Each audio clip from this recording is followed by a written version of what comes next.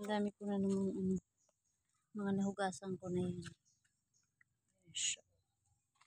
Pakarami kong bibiyakin na bunga namang gusto yun. Ayan pa. Ayan po. Napakarami. Yan naman yung aking mga bilarin. Ayan. Pakarami niyan. Wala palang init talaga kaya inano ko lang siya dyan kahit pa paano matuyo. Ayan. So yan naman yung mga natuyo na dito ko nilagay. Ayan siya. Tuyo na yun.